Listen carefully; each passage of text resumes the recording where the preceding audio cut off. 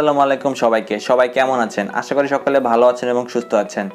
গত কিছুদিন হলো ওপোর পক্ষ থেকে বাংলাদেশে অফিশিয়ালি Oppo A16 এই স্মার্টফোনটি লঞ্চ হয়ে গিয়েছে। আজকে আমরা এই ভিডিওতে Oppo A16 কেমন প্রাইসে এসেছে এবং সেই প্রাইসে এই ফোনটি কেমন হয়েছে এবং আপনাদের না উচিত হবে কিনা সেই সম্পর্কে আপনাদের সকল ডাউট ক্লিয়ার করব।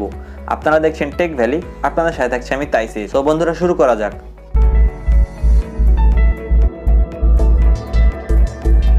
ভিডিওটি শুরু করার আগে আপনারা যদি আমাদের চ্যানেলে নতুন হয়ে থাকেন তবে এখনই সাবস্ক্রাইব করে নিন এবং পাশে থাকা বেল আইকনটি বাজিয়ে অল করে দিন।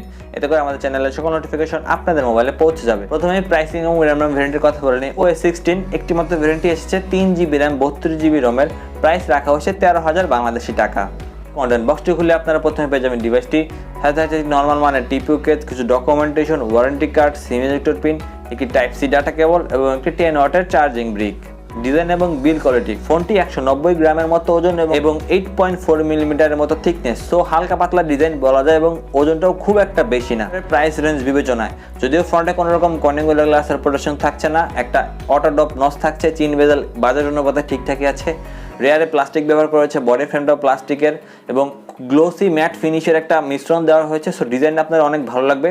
রেয়ারে এক পাশে 3টা ক্যামেরা থাকছে, আয়তাকার ক্যামেরা হাউজিং শেপে, দেখতে মনে হবে অনেক দামি একটা ফোন।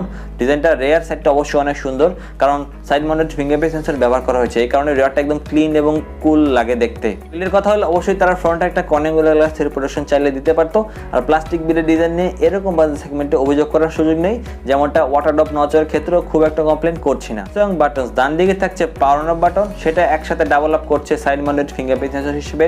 বাম দিকে থাকছে ভলিউম রকার, তার ঠিক উপরে থাকছে সিম ট্রে, যেখানে ট্রিপল স্টোরেজ থাকছে, হয়তো দুটি সিম একটি মেমরি কার্ড একসাথে ব্যবহার করতে পারবেন। উপর দিকে একদম ক্লিন, কোনো রকম সেকেন্ডারি নয়েজ ক্যান্সেলেশন মাইক্রোফোন থাকছে না। নিচের দিকে থাকছে type C port, primary microphone, speaker grille এবং 3.5mm headphone jack port. Display section, এতে ব্যবহার করা হচ্ছে 6.52 ইঞ্চির একটি IPS LCD panel, HD+ resolution অর্থাৎ 720p, ডিসপ্লে PPI 269 এবং এটি 480 নিটস পর্যন্ত উঠতে পারে ম্যাক্সিমাম। সো বাজারের অনুপাতে HD+ এর ডিসপ্লে নিয়ে খুব বেশি একটা কমপ্লেন করছি না। সো বাজার অনুযায়ী ঠিকঠাকই আছে, বাট এটাতে যদি 90Hz রিফ্রেশ রেট অ্যাডাপ্ট করতে পারতো, বিকজ এরকম বাজার সেগমেন্টে টেকনো বা ইনফিনিক্স তারা কিন্তু অনলাইনে 90Hz রিফ্রেশ রেট এরকম বাজার সেগমেন্টে দিচ্ছে। সো এটা তাদের একটু ভেবে দেখা উচিত ছিল। Platform section out of the box থাকছে Android 11 এবং কালার OS 11.1। ডিসেন্ট আছে বলবো, 3GB RAM এর সাথেও ঠিকঠাকই কাজ করে। পারফরমেন্স সেকশনে বিশেষ করে ডেইলি টাস্কিং বা এরকম UI আপনাদের খুব বেশি একটা ঝামেলায় ফেলবে না। সেখানে ব্যবহার করা হচ্ছে MediaTek Helio G35 12nm ফিনফিন টেকনোলজির একটি প্রসেসর। এরকম বাজেট সেগমেন্টে আসলে এই প্রসেসরটা এখন জাস্টিফাইড না, বিকজ রিয়েলমি, টেকনো বা ইনফিনিক্স তারা কিন্তু এই বাজেট সেগমেন্টে MediaTek Helio G85 ব্যবহার করতে পারে। অন্তত MediaTek Helio G70 ব্যবহার করা উচিত ছিল। আমার মনে হয় একটু অনেক বেশি ওভারপ্রাইসড হয়ে যায় MediaTek Helio G35 এর জন্য। CPU সেকশনে ব্যবহার করা হয়েছে পাওয়ার VR-G8320, অক্টা-কোর CPU ব্যবহার করা হয়েছে 4টি core 2.3 GHz clock Cortex A53 core, বাকি 4টি core 1.8 GHz clock Cortex A53 core. Memory variant 3GB LPDDR4 থাকছে RAM টাইপ এবং 32GB eMMC 5.1 থাকছে স্টোরেজ টাইপ। যদিও এতে মাইক্রো SD কার্ডের অপশন থাকছে, বাট আমার মনে হয় মিনিমাম 464GB RAM যে বাজেটে লঞ্চ হয়েছে 13,000-এ দেওয়া উচিত ছিল। ক্যামেরা সেগমেন্ট এখানেও খুব বেশি ভালো কিছু একটা নেই। রিয়ারে ট্রিপল রিয়ার ক্যামেরা, 13 মেগাপিক্সেলের f2.2 অ্যাপারচারের মেইন সেন্সর, বাকি দুইটা 22 মেগাপিক্সেলের f2.4 অ্যাপারচারের ম্যাক্রো এবং ডেপথ। ফ্রন্টে ব্যবহার করা হচ্ছে 8 মেগাপিক্সেলের f2.0 অ্যাপারচারের সেলফি ক্যামেরা। ফ্রন্ট এবং ব্যাক উভয় দিকে আপনারা সর্বোচ্চ 1080p 30fps ভিডিও শুট করতে পারবেন। কোনো রকম স্টেবিলাইজেশন সাপোর্ট এতে থাকছে না। সাউন্ড সিস্টেম, এতে 3.5mm হেডফোন জ্যাক পোর্ট থাকছে এবং সিঙ্গেল স্পিকার ব্যবহার করা হয়েছে। এই জায়গায় বাজেট অনুপাতে খুব বেশি একটা অভিযোগ করছি না। কানেক্টিভিটি ডুয়াল ভোল্টি 4G থাকছে, ব্লুটুথ 5.0 থাকছে, ওয়াইফাই 802.11 থাকছে, টাইপ সি পোর্ট থাকছে, এটা খুবই ভালো ব্যাপার 13,000 টাকা বাজেট সেগমেন্টে মনে হয়। সেন্সর বন্ধুরা, সাইড মাউন্টেড ফিঙ্গারপ্রিন্ট সেন্সর থাকছে, ফ্রন্টে ফেস আনলক সুবিধা থাকছে, এক্সেলোমিটার, প্রক্সি এগুলো ব্যবহার করা হয়েছে।